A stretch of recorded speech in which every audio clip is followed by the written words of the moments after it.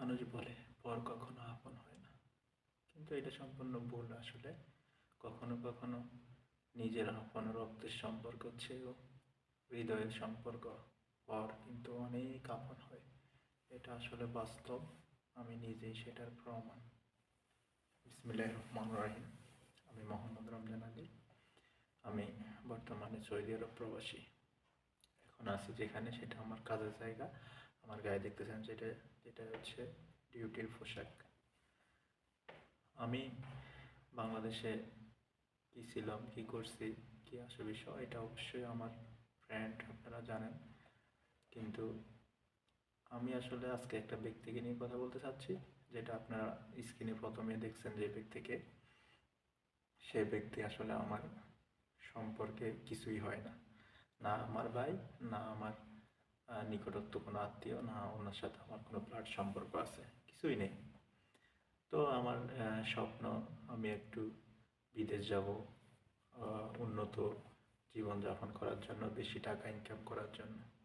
সেই সূত্রেই আমি কিন্তু পথ এগোচ্ছি। এগোতে এগোতে আমি মোটামুটি সব দিক রেডি হয়ে গেছে, আমি বিদেশ যাব।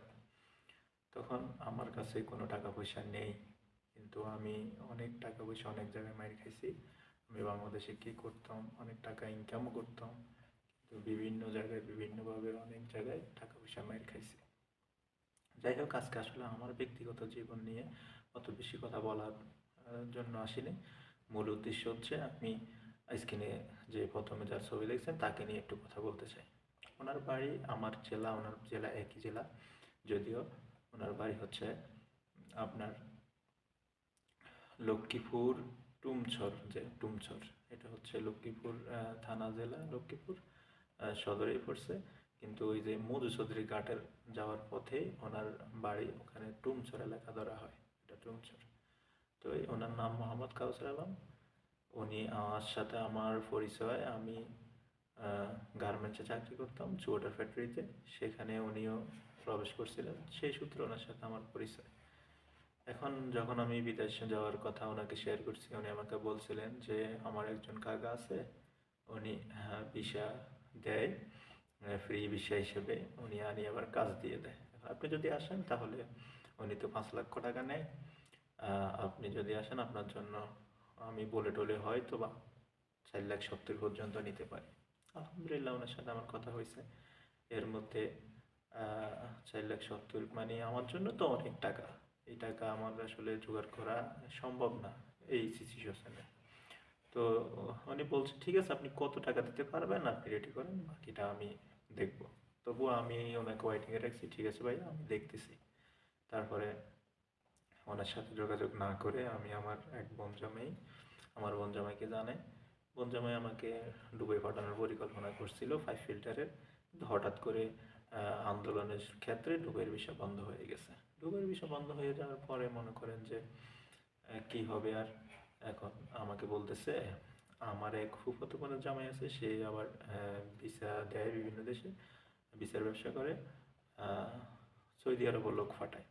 আমাকে বলছে তুই সৌদি যাবি, ফুড ডেলিভারির ভিসা আছে, ফুড ডেলিভারির ভিসা, 2500 রিয়াল স্যালারি হবে প্রাইভেট কারে। তা আমি আবার প্রাইভেট কার যা চালাতে জানি, আমার বাংলাদেশ লাইসেন্স আছে আলহামদুলিল্লাহ। সেই হিসাবে আমি রাজি হয়ে গেছি। বলতেছি ভিসার দাম কত, বলছে 3.5 লাখ। 3.5 লাখ বলতে আমার কাছে 3,000 টাকাও নাই, যদি সত্য কথা। 3.5 লাখ টাকা কীভাবে জোগাড় করবো? তারপরে আমি আমার ওয়াইফের সাথে যোগাযোগ করলাম, এইভাবে বলে আমি যেতে চাচ্ছি। তো বলছে ঠিক আছে আলহামদুলিল্লাহ। পরে আমার শাশুড়িকে বলে 2 লাখ টাকা আমাকে লোন করাই দিছে। 2 লাখ হয়ে গেছে। আর আমার ডিপিএস ছিল, ডিপিএস একটা, ওইটা ব্যাংকে 50,000 টাকা প্লাস পাইছি, ওইগুলা নিয়ে 2.5 লাখ হয়ে গেছে। আরও দরকার 1 লক্ষ টাকা। তারপরে 1 লক্ষ টাকা এখন আমার এক ফুফাতো ভাই আছে সৌদি আরবে, ওনাকে বললাম, ও বললো ঠিক আছে আমি দেখতেছি। পরে অনেক 2-1 দিন ফোন দেওয়ার পরে, বা আমার যার থেকে বিষয় কিনছি সেই ফুফাতো বোনের জামাই থেকে বিষয় কিনছি, ওই ফুফাতো বোনের মাধ্যমে তার সাথে যোগাযোগ করলে সে আমাকে 50,000 টাকা দিতে রাজি হয়। সেও কিন্তু অনেক ক্রাইসিসে আছে, যাই হোক সে আমাকে 50,000 টাকা দিয়েছে। কিন্তু সে আমাকে বলছে যে দেখ, 50,000 টাকা তো আমি তোমাকে দিছি, সে কিন্তু আমার আপন ফুফাতো ভাই, দিছি, সমস্যা নাই, ওনার নাম হচ্ছে মোহাম্মদ কাজী। উনি আসলে সৌদি আরবে মসজিদের ইমামতি করে, নামাজ কালাম পড়ায় মুয়াজ্জিন হিসাবে।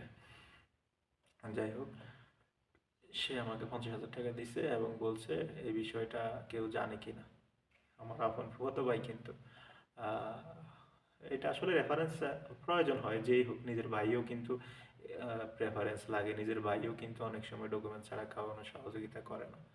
তো এই বললো, আমি বললাম হ্যাঁ সবাই জানে। তো আমাকে বললো যে হায়াত মৌতের তো বিশেষ নাই, তো জানে রাখিস। আমি বলছি হ্যাঁ আমার আম্মা জানে, আমার ভাই জানে এবং আমার বাড়িতে অনেকেই জানে, এটা নিয়ে তোর কোনো চিন্তা করতে হবে না। তো উনি আমাকে 50,000 টাকা দিচ্ছে। মোটামুটি আমার 3 লাখ টাকা হয়ে গেছে। এখন আমার আরও দরকার 50,000, আদার্স খরচ বাদেও ভিসার জন্য আরও 50,000 দরকার। তারপরে আমার, যার কথা বললাম আপনাদেরকে এতক্ষণ, কাউসার আলম ভাই, ওনাকে বললাম যে ভাই আমি তো ভিসা নিয়ে নিছি, এই এই ব্যাপার, এই এই কাজ। তো উনি আমাকে বললো দেখেন, আমি তো বলছি আপনাকে 5 লাখ টাকা ভিসা 4,17,000 হলেও হবে, কিন্তু এখন আপনি প্রায় 1 লাখ টাকা কম দিয়ে ভিসা কিনছেন, আলহামদুলিল্লাহ। কিন্তু দেখেন, 1 লাখ টাকা কম দিয়ে ভিসা কিনছেন, এই 1 লাখ টাকার ভোগা আপনাকে কিন্তু সৌদি আরব এসে ভুগতে হবে।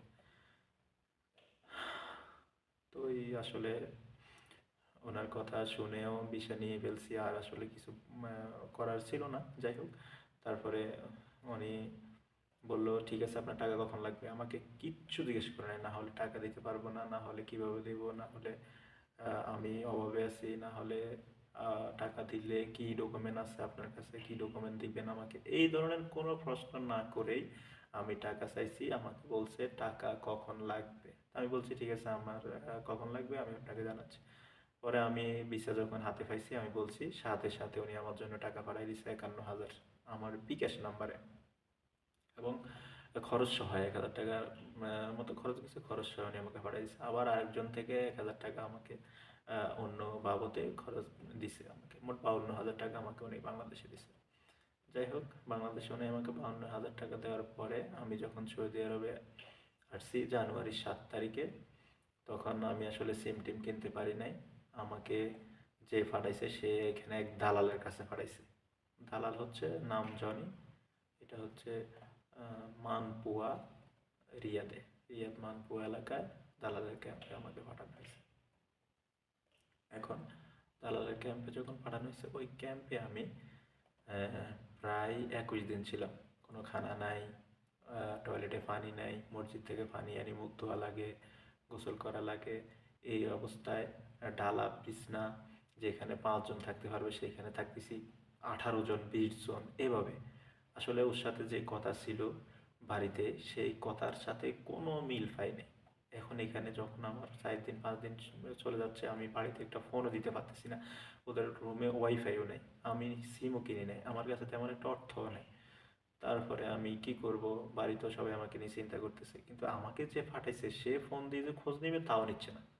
হঠাৎ 3-4 দিন পরেও আমাকে ফোন দিয়ে বলতেছে আপনি লাইনে নাই কেন, এসে কী রে ভাই তুই আমাকে কোথায় পাঠাইছিস, তুই তো জানোস আমি কোথায় লাইনে থাকবো, আমি কীভাবে কী করবো। তারপরে ও ওখানে আরেক দালাল আছে, ওকে বলে দিছে আমাকে একটু লাইন দিতে। সে আমাকে লিমিট করে 300 MB লাইন দিছে। তো 300 MB দিয়ে আমি কি করব, মোবাইল চালু করতে করতে শুধু বাইরে বলছি, ওই যে যার যে বন্ধুর কথা বলছি যে আমাকে টাকা দিচ্ছে কাউসার আলম ভাই, তাকে বলছি ভাই আমি আসি এই এই বিষয়। তো উনি আমাকে বলতেছে আপনি তা আগে তাড়াতাড়ি আপনি বাড়িতে ফোন দেন। তো আমি আমার আম্মার সাথে কথা বলতে বলতে শেষ, 300 MB লিমিট শেষ। পরে আমার ওয়াইফকে ও নিয়ে জানাইছে, আমার ভাইকে জানাইছে, ঠিক আছে আমি ওর খবর পাইছি, ও আছে। কিন্তু এর আগে আমার খবর যখন পায় না, তখন ও কিন্তু আমার এখানে যে দালাল জনি, ওর নাম্বার নিচে বাড়ি থেকে সংগ্রহ করছে, ওর সাথে যোগাযোগ করছে যে একজন লোক আসার কথা ছিল বাংলাদেশ থেকে, সে আসছে কিনা। তো বলছে আসছে, নিশ্চিত করছে, কিন্তু আমার সাথে যোগাযোগ করতে পারেনি। যাই হোক, এখানে আসার পরে আহ, আমি ওনার সাথে যখন কথা হয়েছে, উনি আমাকে এই ফোন দিছে। তো বলছি ভাই আমি তো একটা বিপদে পড়েছি। কী বিপদ? আমি যখন বাংলাদেশ থেকে আসছি আমার ব্যাগটা আমি বুকিংয়ে দিছি, বুকিংয়ের ব্যাগটা আমি পাই নাই, কিন্তু ওখানে আমি আপনার নাম্বার দিয়ে আসছি, মানে ওই কাউসার ভাইয়ের নাম্বারটা আমি ওই বুকিংয়ে দিয়ে আসছি। তারপরে বলছে আপনি টেনশন করিয়েন না, বুকিংয়ে যেহেতু দিচ্ছেন কমপ্লেন করছেন। আমি বলছি হ্যাঁ কমপ্লেন করছি। তাহলে আপনার ব্যাগ পাওয়া যাবে, ঠিক আছে আপনি এখন নিশ্চিন্তে থাকেন, আপনার ব্যাগে যখন মেসেজ আসবে বা ফোন আসবে তখন আমি যাব আপনাকে নিয়ে ব্যাগ নিয়ে আসবো। তারপরে এইভাবে 3 দিন চলে গেছে। আমি কিন্তু এখানে অনেক কষ্টে আছি, খানা নাই, ঘুম নাই। আর ওরা ওরা ওরা রান্না করে ঠিকই, আমাদেরকে খাওয়ায় না। তা আমরা কেন খাওয়ায় না বলতেছে আপনাদের দালালে আমাদেরকে টাকা পয়সা দেয় নাই, সেই জন্য আপনাদেরকে আমরা খাওয়াতে পারবো না। কি আর বলবো, এভাবে ওখানে প্রায় কয়েকদিন কাটার পরে হঠাৎ আমার ব্যাগের মেসেজ আসছে। মেসেজ আসার পরে কাউসার ভাই আমাকে ফোন দিছে যে আপনার ব্যাগের মেসেজ আসছে, আমি গাড়ি পাঠাচ্ছি, আপনি ওই গাড়িতে করে চলে আসেন। তারপরে উনি আমাদের জন্য গাড়ি পাঠাইছে। আসলে এই 3-4 দিন পরে যখন উনি গাড়ি পাঠাইছে, আমি একটু বাইরে হয়েছি, আমার থেকে মনে হয় যে আমি জেলখানা থেকে বাইরে হয়েছি, আমার খুব একটা ভালো লাগছে। তারপরে আমি গেলাম, গাড়ি লোকেশন দিছে, গাড়ির নাম্বার দিছে, গাড়িওয়ালা ঠিক আমার বিলের সামনে চলে আসছে। আসার পরে ওই গাড়ি করে আমি ওনার কাছে গেলাম। তারপরে উনি যাওয়ার পরে আগে আমাকে হোটেলে নিয়ে, আসলে আমি ইমোশনাল হয়ে যাচ্ছি কথাগুলো, এতদিন পরে মনে করেন একটা জায়গা থেকে বাইরে এসে জেলখানার মতো ছিল আমার। তারপরে হোটেলে নিয়ে গেছে, হোটেলে নিয়ে তারপরে আমাকে খাওয়াইছে, ভাত খাওয়াইছে।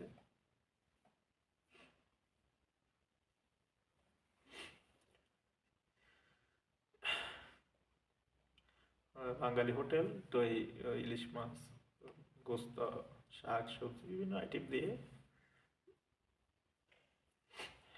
খাওয়াইছে। আমার থেকে তখন কেমন লাগছে, মনে হয় যে আমি অনেক একটা ইয়ে থেকে পার হয়েছি, এরকম একটা অবস্থা আমার ছিল, খুব কষ্ট ছিল। তারপরে উনি বলতেছে টেনশন করেন না, আমি আছি, অসুবিধা নেই। আগে তো বলছিলাম ভুল করে ফেলছেন, আর কি হবে, আর এখন আল্লাহ আল্লাহ করেন, দেখেন যা হয়, যেহেতু দালালের মাধ্যমে আসছেন, এখন দালাল তো যদি চায় আপনার ক্ষতি করতে পারবে, আর যদিও চায় আপনার উপকার করতে পারবে, দেখেন কি হয়। তারপরে উনি হোটেলে খাওয়া দাওয়া শেষ করে আমরা গেছি এয়ারপোর্ট, ব্যাগটা নিয়ে আসছি। ব্যাগ নিয়ে আসার পরে ওনার বাসায় ছিলাম, 2 দিন ওনার বাসায় ছিলাম, ওনার বাসায় থাকছি, খাইছি, ঘুমাইছি। কিন্তু এর মধ্যে আমাকে দালালে কখনো কোনো আকামা নাম্বারটা দেয় নাই। প্রায় মনে করেন যে অনেক দিন হয়ে গেছে আকামা নাম্বারটা দেয় নাই। তারপরে ওনার বাসায় খালি ছিল না, অনেক ইয়ে ছিল। তারপরে আমার চলে যেতে হয়েছে, 2 দিন থেকে আমি চলে গেছি। উনি আবার গাড়ি ফাড়ি ফাড়াই দিছে। যাওয়ার সময় উনি আমাকে যাবতীয় প্রয়োজনীয় যে জিনিসগুলা, ওইগুলো সব দিয়ে দিছে। তো ওই জিনিসগুলো আমি আপনাদেরকে দেখাচ্ছি, কি কি জিনিস দিছে আমাকে, আপনাদেরকে আমি আপনাদের সাথে শেয়ার করতেছি। যেটা বলছিলাম, আমার ওই ফ্রেন্ডটা আমাকে যা যেটি দিয়েছিল সেগুলো হচ্ছে এই যে আপনার, এটা হচ্ছে রেজাল্ট, এরকম 2 প্যাকেট দিছে রেজাল্ট, একটাতে 5টা করে আছে। এগুলো আমি এখনো ব্যবহার করতেছি, এক প্যাকেট 3টা ব্যবহার করছি মাত্র এই 2 মাসে। এটা ছিল রেজাল্ট। তারপরে আপনার এই, এটা হচ্ছে ক্লিয়ার শ্যাম্পু দেখতেছেন, এটাও কিন্তু ওই আমাকে দিছে ব্যবহার করার জন্য, ক্লিয়ার শ্যাম্পু। তারপরে হচ্ছে এটা হচ্ছে আপনার বালিশের কভার, বালিশের কভারও দিয়ে দিছে, যে বালিশের কভার যেন ব্যবহার করতে পারি সেই জন্য কভারটা দিয়ে দিছে। তারপরে এটা হচ্ছে ওয়াশিং পাউডার, আপনার সার্ফেক্সেল আর কি, সার্ফেক্সেল পাউডার অনেকগুলো দিছে, আমি ব্যবহার করতে করতে আর এই অল্প আছে। তারপরে হচ্ছে আপনার এই যে জুতা, এই জুতা দিছে, এই জুতা দেখেন, এই জুতা আমি বাংলাদেশ থেকে কিনতে গেলে হয়তো 2000-2500 টাকা কমে কিনতে পারবো না। এই জুতা যারা দিছে আমাকে, ও নতুন, এটা পুরাতন না, নতুন, তাই আমাকে গিফট হিসাবে দিছে আর কি, ব্যবহার করার জন্য নতুন আসছে হিসাবে। তারপরে এই যে আপনার দেখতেছেন, এটা কিন্তু জায়নামাজ, এই জায়নামাজটা দিছে নামাজ পড়ার জন্য, এই জায়নামাজটাও ওই দিছে। তো আসলে এই এরকম আরও অনেক কিছু দিছে, আমি ব্যবহার করে ফেলছি, খাওয়ার জিনিস দিছি, খেয়ে ফেলছি। তো সেই জন্যই বললাম আর কি। আসলে মানুষ বলে যে হওয়ার পর কখনো আপন হয় না। আসলে কিছু কিছু মানুষ আছে অনেক বেশি, অনেক বেশি। তাই আপনার সে যত বেশি মনে করেন এতটুকু আমার জন্য করছে, এটা চাইলে কিন্তু আপন মানুষও করতো না, নিজের ভাই থাকলে হয়তো এতটুকু করতো না। তো এখনো আজকেও ফোন দিয়ে খোঁজখবর নিচে কি অবস্থা, কি আসে বিষয়। আশা করি হবে আমার। তো এই অবস্থায় আছি এখন, আপনারা তো দেখলেন সব কিছু। হচ্ছে আমি ল্যাবরা সিম ব্যবহার করি, তো তো আমি যখন ওমরা করতে গেছিলাম তখন ওখানে ল্যাবরা সিম ওই কোনো ইয়ে নাই, রিচার্জ করবো এরকম কোনো সিস্টেম নাই। ওটা রিয়াদে বেশি চলে, রিয়াদ থেকে কিনছি, ওই মক্কাতে নেই। আর আমি ওনাকে ফোন দিছি, ভাই আমি তো ওমরা করতে আসছি, কিন্তু আমার মোবাইলে ব্যালেন্স নেই, কাউকে ফোন টোন দিতে পারতেছি না, যদি সম্ভব হয় আমাকে কিছু টাকা পাঠাই। মানে সাথে সাথেই আমার মোবাইলে মনে করেন ওই 35 টাকা পাঠাইছে, 35 রিয়াল বাংলাদেশ সমান প্রায় 1200 টাকা। কথা বোঝার নাই তো, কে কারে দেয়, সাথে সাথে 1200 টাকা মনে করেন আমার মোবাইলে রিচার্জ করে দিছে, এই আর কি। তো আসলে এই জিনিসগুলোই উনি আমাকে দিয়ে দিছিল। এখানে অনেক অনেক টাকার জিনিস ছিল, আপনারা এই দেখলেন। তারপরে আপনার এই যে এয়ারপোর্টে গেছে আসছে, আমার জন্য গাড়ি ফাটাইছে, এখানে অনেক টাকা উনি আমার পিছনে ব্যয় করছে। তো যাই হোক, আসলে উনি ওই যে কথাটা বলছে যে আপনি সৌদি আরব আসছেন ঠিক আছে, কিন্তু 1 লাখ টাকা কম দিয়ে আসছেন, 1 লাখ টাকার বোগা ভুগতে হবে। তারপরে আমি ওই যে আবার ওই ক্যাম্পে চলে গেছি ওনার থেকে এই জিনিসগুলো নিয়ে। ওখানে প্রায় 21 দিন হয়ে গেছে, আমাকে কোনো আকামা দিচ্ছে না। তো এই আকামা 3 মাসের আকামা দেওয়ার কথা ছিল, আমার সাথে বাংলাদেশে দালালের সাথে কথা ছিল, আমাকে 3 মাসের আকামা দেওয়া হবে এবং আমাকে ভালো একটা কোম্পানিতে দিয়ে দেওয়া হবে, যে কোম্পানি আমাকে কাফালা করে নেবে। সেটা হতে পারে জায়েজ, নুন, অথবা এই হ্যাঙ্গার স্টেশন, এরকম কোম্পানি, ভালো কোম্পানিতে দেওয়া হবে। যখন এখানে আসি আমি পরিস্থিতি বুঝতেছি, সেও আমাকে কোনো কোম্পানি দিতে পারবে না আসলে। তো আমি ওকে বলছি যে ঠিক আছে, তুমি আমাকে হালকা পাতলা একটা কাজ হলেও দাও, বেতন কম হোক, কিন্তু তুমি আমার এমন কোনো কাজ দিও না, যেমন মাজরার কাজ আমাকে দিও না। তারপরে হচ্ছে তুমি আমাকে কনেকশনের কাজ দিও না, আমাকে হালকা পাতলা কোনো একটা কাজ দাও, যে কাজ দিয়ে আমি মোটামুটি সৌদি আরবে টিকে থাকতে পারবো। আমি এমনও বলছি যে দেখেন, লাগলে আপনি আমার থেকে আরও 20,000 টাকা নেন, সমস্যা নেই, কিন্তু আমাকে ওই অবহেলা যেতে না হয়, কোনো কষ্টের কাজ আমাকে দিয়েন না, আমি করতে পারবো না, কারণ আমি বাংলাদেশে কষ্টের কাজ করি নাই সেজন্য। তারপরে 21 দিন পরে হঠাৎ করে উনি আমাকে বলতেছে আপনার জন্য কাজ ঠিক হয়েছে, এখানে যে দালাল আছে এখানে ক্যাম্পে, সেই দালাল বলতেছে আপনারা যান। আমরা ওখানে 4জন ছিলাম, 4জন আমার এক লগের। তারপরে আমি ওরে ফোন দিলাম, বাংলাদেশে দালালে, বলতেছে হ্যাঁ হ্যাঁ চলে যান, বলছে চলে যান, ওখানে কাজ ঠিক আছে, ওখানে যান। যাওয়ার সময় আমাদেরকে বলছে 1400 রিয়াল স্যালারি, খাওয়া নিজের, থাকা কোম্পানির। 1400 রিয়াল স্যালারি, 8 ঘন্টা ডিউটি, অফিসের ভিতরে কাজ। অফিসের ভিতরে কাজ, এটা অফিস সহকারী হিসাবে আর কি, হয়তো চাটা বানাবে, এই করবে সে করবে, অফিস সহকারী, অফিসের ভিতরে কাজ। যাই হোক, কোম্পানি ভালো, এই বলে আমাদেরকে ফাটাইছে। কিন্তু যখন আসছি তখন এখানে আমি দেখতেছি পুরান যারা কাজ করে, যারা বাংলাদেশের মানুষ আছে, ওরা বলতেছে আপনারা এই কোম্পানিতে আসছেন, হাই হাই কী করলেন, ওই সেই। হ্যাঁ, আগে একটা কথা বলি, আমরা আসার সাথে সাথে কিন্তু আমাদের থেকে পাসপোর্ট নিয়ে নিছে, দিতে চাই না আমাদের থেকে, পাসপোর্ট চাইছে, আমরা দিতে চাই না, বলতেছি পাসপোর্ট দেওয়া যাবে না। তারপর যে দালাল ফাটাইছে ওকে ফোন দিছি, বলতেছে পাসপোর্ট দেন, সমস্যা নাই, আপনাদেরকে ফেরত দেওয়া হবে। কিন্তু সেই পাসপোর্ট আমাদেরকে ফেরত দেয় নাই, আমাদেরকে কতগুলো ফর্মে সিগনেচার নিছে, সেগুলো সম্পূর্ণ আমাদেরকে না দেখাইয়া, আরবি লেখা আমরা তো বুঝি না অবশ্যই, তাও বুঝাইও নাই, বলেও নাই। যখন আমরা কোম্পানির বিলে আসছি, অন্য অন্য লোকদের সাথে কথা বলতেছি, বলতেছে পাসপোর্ট নিছে, পাসপোর্ট আর দিবে না। তাছাড়া আপনার এখানে 1400 রিয়াল স্যালারি বলছে আপনাদেরকে, এখানে তো আমাদেরকে 800 রিয়াল স্যালারি দেয়। আমাদেরকে 800 রিয়াল দেয়, আপনাদেরকে কি আর 1400 রিয়াল দিবে? আর ঠিক মতো তো 800 রিয়ালও দেয় না, 3 মাস পরে একবার দেয়, 1 মাসের বেতন দেয়, আবার 1 মাস পরে 1 মাসের বেতন দেয়, এই বলে মনে করেন যে আরও হতাশ হয়ে গেছে। তারপরে এই বিষয়গুলো দালালরে জানাইলাম, দালাল বলতেছে ঠিক আছে 1 মাস কাজ করেন, 1 মাস কাজ করেন, 1 মাস পরে আপনাদেরকে এখানে নিয়ে আসবো। তারপর আমি বলছি আপনি আমাকে আকামা দেন, আমাকে পাসপোর্টটা উদ্ধার করে দেন, আমি আপনার আর কিছু চাই না, আমার কাজ আমি খুঁজে নেব। তারপরে আমি কাজের বিষয়ে বিভিন্ন জায়গায় কথা বলছি, আমি কাজও পাইছি। আমারও বলছে পাসপোর্ট আকামা নাম্বারটা নিয়ে আসো, তোমাকে কাফালা করে নেব, বেতনও ভালো হবে। কফি শপে, কফি শপে আমার এক বড় ভাই আছে নামাম, ওনার সাথে কথা হয়েছে, ওনার নাম মোহাম্মদ নজরুল ইসলাম, উনি চট্টগ্রামে মানবাধিকারের সভাপতি ছিলেন, ওনার সাথে কথা হয়েছে। উনি খুব ভালো মানুষ, আমাকে খুব ছোট ভাইয়ের মতো স্নেহ করে। তো উনি দাম্মামে আছে, উনি ব্যবসা করে। তো এই বাংলাদেশে থাকতে উনি আন্তর্জাতিক মানবাধিকার সংস্থা আইন সহায়তা কেন্দ্র আশুক ফাউন্ডেশনের সভাপতি ছিলেন। ওই সংস্থায় আমিও কাজ করছি। এবং ফ্রি বোট হাসপাতাল গেট নামের একটা জায়গা আছে, সেখানে ওনার রেস্টুরেন্ট আছে। আপনারা যারা চট্টগ্রামের ছিলেন, বাসমতি রেস্টুরেন্ট। তাছাড়া আকমারি রোডে একটা বিল্ডিং আছে ওনার, কাস্টম বিল্ডিং বলে ওটাকে। তো উনি আমাকে যথেষ্ট বুঝাইছে, ঠিক আছে তুমি আকামাটা নিয়ে চলে আসো, আকামার নাম্বারটা, পাসপোর্টটা আমি তোমাকে এই কাফালা করে নেব। তারপরে ওরা আকামা দিচ্ছে না দিচ্ছে না দিচ্ছে না, তারপরে উনি বলতেছে ঠিক আছে তুমি আকামা আমি বের করে নেবো, তুমি পাসপোর্টটা নিয়ে চলে আসো। তারপরে পাসপোর্ট চাচ্ছি, এখন আর পাসপোর্টও দিচ্ছে না, দালালের পাসপোর্ট নিতে পারতেছে না, কোম্পানি কপিলে পাসপোর্ট দিচ্ছে না। তারপরে দালাল বলতেছে 1 মাস করো 1 মাস করো। সে 1 মাস করতে করতে এখন 2 মাস প্রায় শেষের দিকে, এখনো পর্যন্ত আমাদের কোনো বেতন দেওয়া হয় নাই, শুধু খাওয়া খরচ দেওয়া হয়েছে। যেদিন আসছি সেদিন 100 টাকা, আবার প্রায় 20 দিন পরে আবার 100 টাকা দিছে, মোট 200 টাকা দিছে খাওয়া খরচ। এই 200 টাকার উপরে আমরা চলতেছি। 200 টাকা কি আর চলা যায় ভাই? 2 মাস হয়ে গেছে, আমি এই পর্যন্ত 15,000 টাকার মতো বাংলাদেশ থেকে আনছি শুধু খাওয়ার জন্য।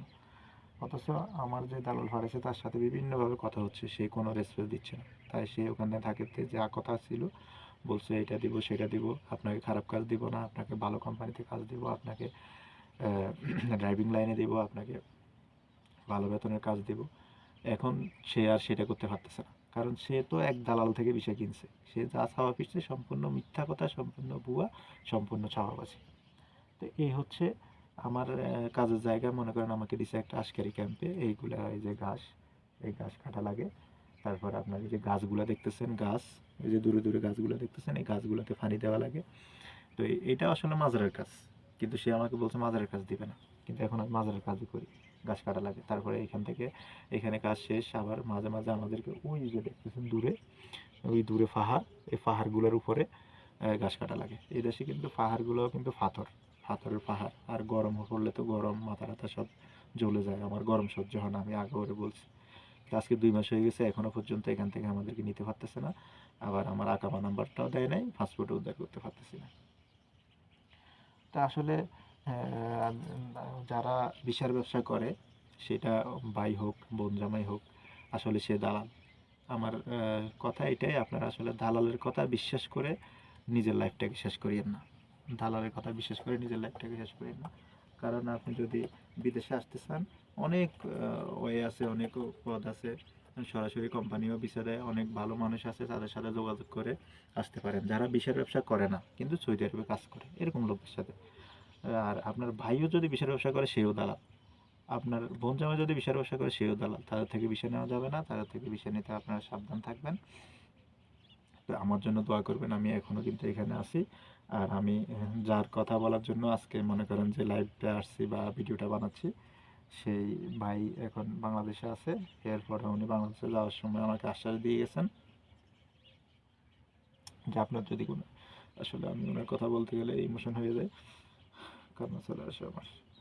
তো আপনার যদি সমস্যা হয়, সমস্যা মনে করেন, তাহলে আপনি আমাকে জানাইয়েন। আপনি আমার ওখানে চলে যাবেন, আমি বলে রাখবো, আপনার বাসাটা ঠিক করে দিবে। আর আপনাকে কি করবার, হয়তো 1 বছর আকামা বানাইতে হবে। 1 বছর আকামা বানাইতে আপনার আরও এখানে 8,000 রিয়ালের মতো লাগবে, প্রায় 3 লাখ টাকার মতো খরচ হবে। তো এই টাকা পয়সা ম্যানেজ হবে ইনশাল্লাহ, টেনশন করিয়েন না। আগে দেখেন দালাল কি করে, দালাল এখান থেকে নেয় কিনা, কাজ দেয় কি। তো দালাল দেখতে দেখতে, দালালের দেখতে দেখতে আজকে 2 মাস পর্যন্ত হয়ে গেছে, এখন অধৈর্য হয়ে গেছি, এখনও দালালের কোনো রেসপন্স পাচ্ছি না। তো এই দোয়া করবেন আপনারা যেন আমি এখান থেকে উদ্ধার হতে পারি। যেই স্বপ্ন নিয়ে, যে আশা নিয়ে এই সৌদি আরবে আসছি, সেই স্বপ্ন যেন পূরণ হয়, যেন পরিবারের মুখে হাসি ফোটাতে পারি, যেন এখান থেকে ভালো একটা কাজে যেতে পারি, যেন আমার মা, ভাই বোন এবং আমার পরিবার নিয়ে সুখে থাকতে পারি। সবাইকে নিয়ে সুখে থেকে যেন আল্লাহ যেন আমাকে এখান থেকে উদ্ধার করে, স্বপ্ন যেন পূরণ করে, এটা আপনাদের কাছে আমার আবেদন। আপনারা সবাই দোয়া করবেন। আসসালামু আলাইকুম রহমতুল্লাহ।